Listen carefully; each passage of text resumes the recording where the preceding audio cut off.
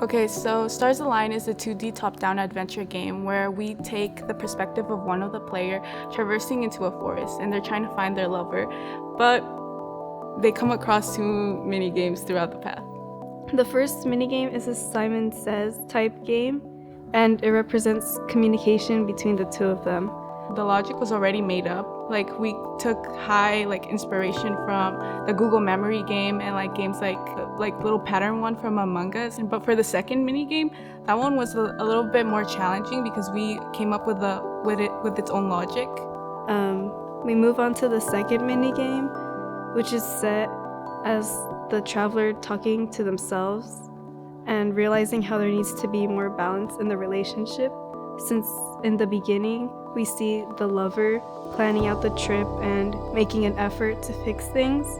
The traveler realizes that she also needs to put the same type of work and attitude into the relationship.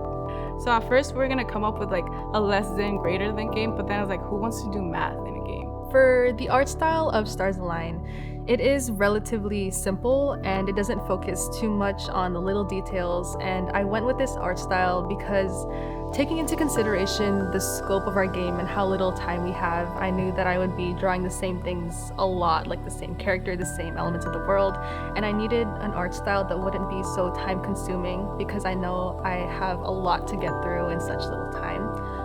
But as for the color palette, I know that our team wanted a kind of cool tone look for our game, as the setting it does take place in the forest and kind of at night, and we wanted it to be a kind of cold and chilly look, so I feel like a cool tone color palette kind of embodies that feel. And we decided that our game should be whimsical and cute. I started by creating a low fidelity wireframe, which is just how the flow of the game is gonna go and how we want the player to flow through the screens.